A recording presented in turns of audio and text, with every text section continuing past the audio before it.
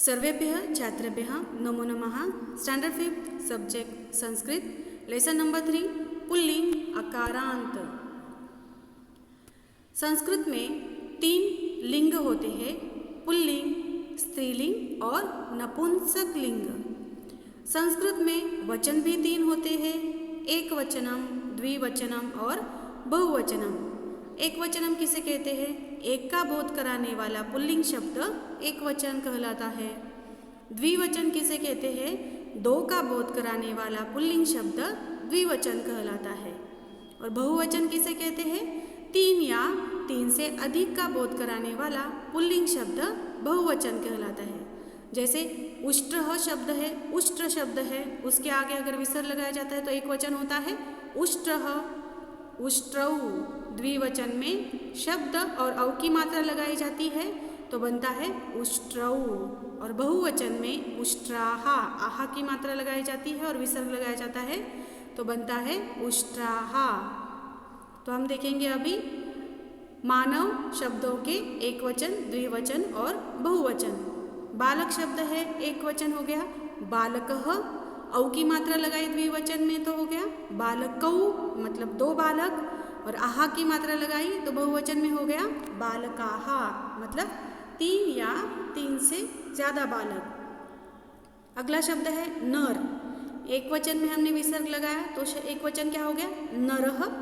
द्विवचन में औ की मात्रा लगाई तो हो गया नरौ, मतलब 2 आदमी, और बहुवचन में आहा की मात्रा और विसर्ग लगाया तो हो गया नराहा।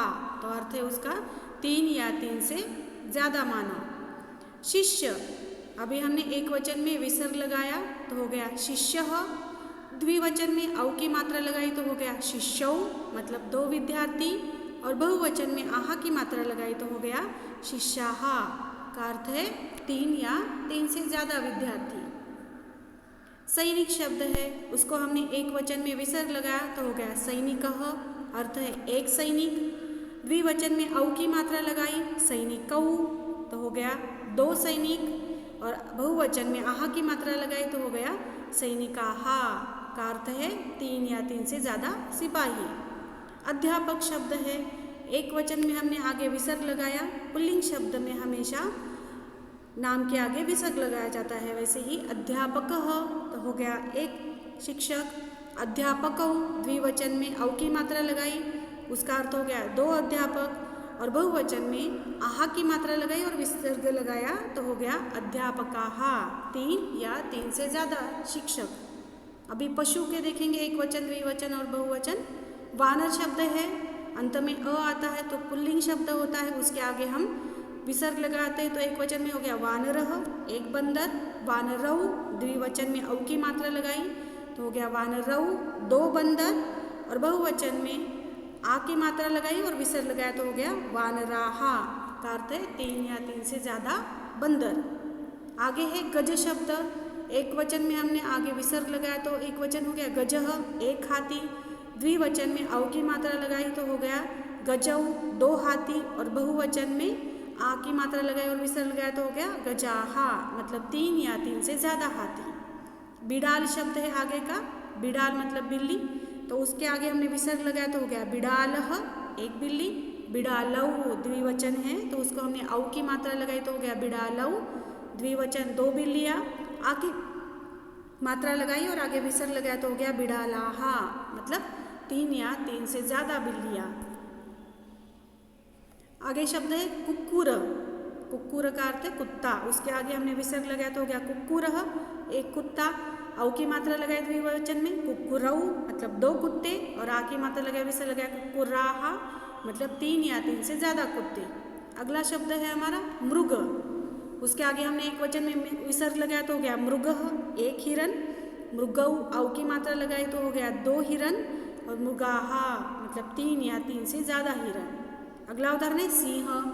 हमने आगे विसर्ग लगाया एक वचन में तो हो गया सिंहः, एक सिंह। सिंहौ, औ की मात्रा लगाई तो हो गया 2 सिंह, और बहुवचन में आ की मात्रा लगाई और आगे विसर्ग लगाया सिंहाहा, 3 या 3 से ज़्यादा सिंह। आगे है अश्व शब्द, उसको हमने विसर्ग लगाया एक वचन में तो हो गया अश्वः, एक घोड़ा। द्विवचन में औ की मात्रा लगाई अश्वौ, 2 घोड़े, और बहुवचन में आ की मात्रा लगाई और विसर्ग लगाया वो अश्वाहा का अर्थ है 3 या 3 से ज़्यादा घोड़े। अगला उदाहरण है हमारा गर्दभ। आगे हमने विसर्ग लगाया एक वचन में तो हो गया गर्दभः। एक गधा गर्दभौ, द्विवचन है औ की मात्रा लगाई, उसका अर्थ है 2 गधे गर्दबाहा, बहुवचन में आ की मात्रा लगाई और विसर्ग लगाया गर्दबाहा, 3 या 3 से ज़्यादा गधे। अगला शब्द है भल्लुक। एक वचन में हमने भल्लुकः के आगे विसर्ग लगाया, भल्लुकः का अर्थ है एक भालू, द्विवचन में औ की मात्रा है भल्लुकौ तो 2 भालू, और बहुवचन में भल्लुकाहा आ की मात्रा और विसर्ग लगाया, भल्लुकाहा का अर्थ है 3 या 3 से ज़्यादा भालू। अभी पक्षियों के एक वचन द्विवचन बहुवचन देखेंगे। शुकः, शुक शब्द है तो हमने विसर्ग लगाया एक वचन में शुकः एक तोता, द्विवचन में औ की मात्रा लगाई शुकौ 2 तोते, शुकाहा, बहुवचन है आ की मात्रा लगाई और विसर्ग लगाया शुकाहा, 3 या 3 से ज़्यादा तोते। अगला उदाहरण है कपोत का मतलब है कबूतर। हमने एक वचन में विसर्ग लगाया कपोतः हो गया एक कबूतर, कपोतौ द्विवचन में औ की मात्रा लगाई तो हो गया कपोतौ 2 कबूतर, और बहुवचन में कपोताहा आ की मात्रा विसर्ग लगाई तो हो गया 3 या 3 से ज़्यादा कबूतर। अगला उदाहरण है बक। बकह मतलब एक बगुला, औ की मात्रा लगाई बकौ, द्विवचन में 2 बगुले, बकाहा आ की मात्रा विसर्ग लगाया तो हो गया 3 या 3 से ज़्यादा बतख। आगे है हंसः। हंसः का अर्थ क्या है? हंस एक वचन है, हंस एक हंस, औ की मात्रा लगाई तो हो गया 2 हंस, हंसौ, और बहुवचन में हंसाहा हो गया 3 या 3 से ज़्यादा हंस। अभी हम वस्तुएं देखेंगे। घट एक वचन में घटः एक घड़ा, औ की मात्रा लगाई द्विवचन में घटौ 2 घड़े, और बहुवचन में घटाहा 3 या 3 से ज़्यादा घड़े। दीपक शब्द है उसके आगे हमने एक वचन में विसर्ग लगाया दीपकः एक दीपक, दीपकौ औ की मात्रा लगाई 2 दीपक, दीपकाहा का अर्थ है 3 या 3 से ज़्यादा दीपक। चषकः का अर्थ है एक गिलास, चषकौ का अर्थ है 2 गिलास, और चषकः का अर्थ है 3 या 3 से ज़्यादा गिलास।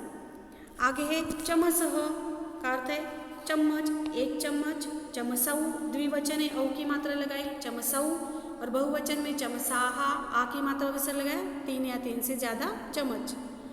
ध्वज उसके आगे हमने एक विसर्ग लगाया एक वचन में ध्वजः एक झंडा, ध्वजौ द्विवचन है औ की मात्रा लगाई 2 झंडे, ध्वजाहा बहुवचन है आ की मात्रा लगाया विसर्ग लगाया 3 या 3 से ज़्यादा झंडे।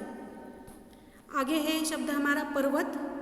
पर्वत को हमने विसर्ग लगाया पर्वतः एक पर्वत, पर्वतौ का अर्थ है 2 पर्वत, पर्वताहा मतलब 3 या 3 से ज़्यादा पर्वत। अगला उदाहरण है हमारा निर्झर। निर्झरः एक वचन में एक मात्रा लगाई तो एक झरना, निर्झरौ द्विवचन है ओ की मात्रा लगाई 2 झरने, निर्झराहा 3 या 3 से ज़्यादा झरने।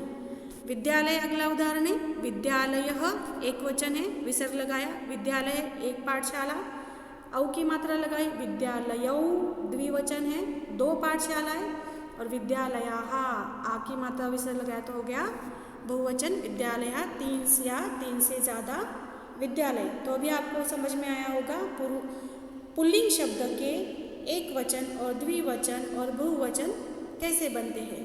धन्यवाद।